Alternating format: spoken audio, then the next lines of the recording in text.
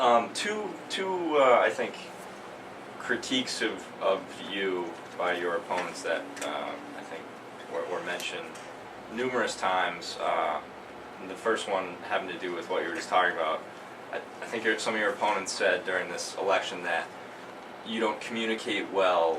They said you don't have the right people skills. They would be better in that facet than you are. Can you respond? Well, sure. To that? I think there are people that are better salesmen than I am. I think that's the kind of qualities that I think engender someone.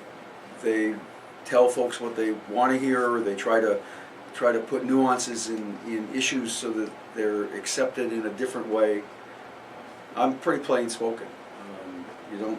No one ever has a problem understanding what position I'm coming from. I don't know that I need to be better, that the mayor needs to be more polished. But that's a legitimate criticism, and I don't know that I can change that. I am who I am. And I'm not going to try to change who I am because it might be politically expedient or more socially acceptable.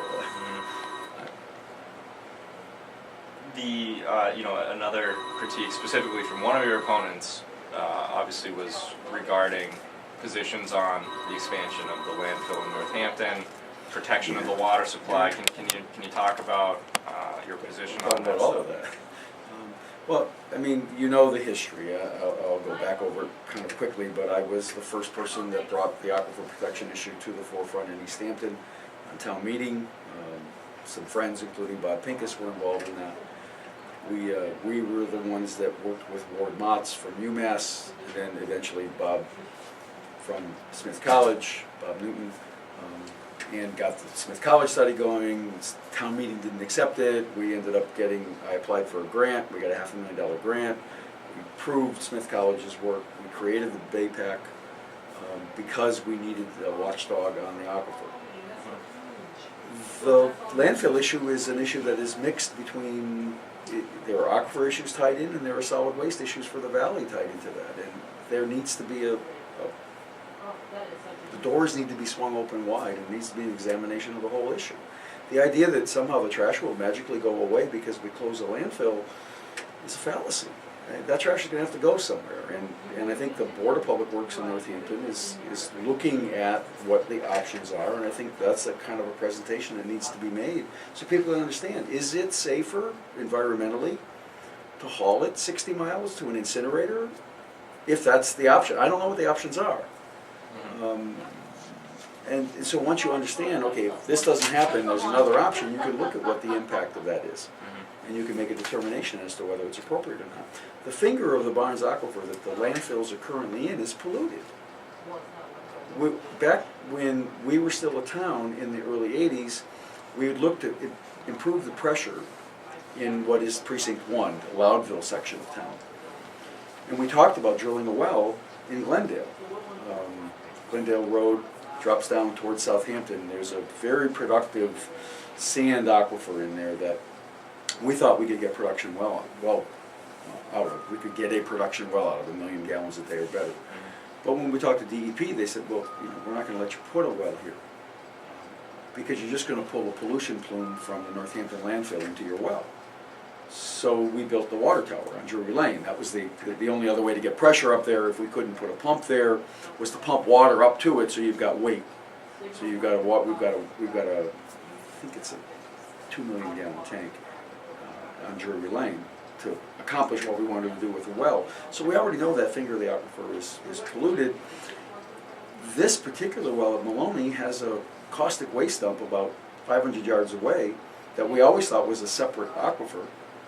That it turns out, I think Professor Newton's studies have determined that it's a part of the same aquifer. So there are issues around that well and that part of the aquifer already that need to be considered in the grand scheme of things. Still may not be smart to expand a landfill there. But you have to look at the whole issue. It can't just be about the aquifer. It has to be about solid waste as well and what's in the best interests moving forward, and weigh the risks. It may very well be that expanding, putting a line 5th cell in at Northampton is the wrong risk to take. You mentioned the creation of BayPAC, and it's not that BayPAC has not made their position known in some ways on the issue, but very recently, they put out a position paper saying that they are essentially not in favor of that I expansion. understand. Did that at all change the way you think about the topic? No. No. The discussion has to happen. You can't.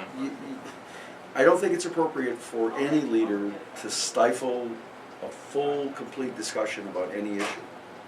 And that discussion it's taking place now. There was a non-binding question in Northampton that was roundly supported to say don't expand the landfill.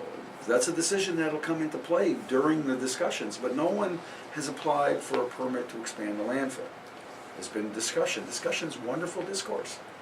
It has to happen. Leaders should encourage it. They shouldn't stifle it. They shouldn't say, ignore that big problem over there because this other big problem is too important. If they're both big problems, you've got to look at both of them. And in this instance, they're tied together. There's no way to separate them. We have 3 unlined landfills sitting on top of the same aquifer that they're talking about the 5th cell. You can't say that it's a pristine aquifer.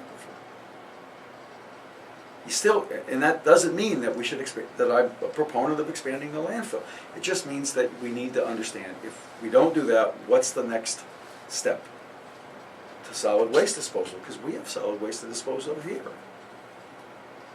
And if we have to pay to dispose of it somewhere else, we're going to have to come up with that money from somewhere else. And I know it's not about money, but everything is tied to what's it going to cost. What are the environmental impacts? If we're running significantly more air pollution because we're moving it or burning it or something else, is there an effect? And what's the effect on how many people? What are the odds of someone being harmed? Same sort of thing we're talking about if they expand the landfill on that portion of the Barnes Aquifer. You're still looking at the same sort of risks. You need to weigh the risks. And you can't do that if you don't talk about it. So I really do understand the way the water works here better than probably any layperson. And I think it's okay that we talk about it.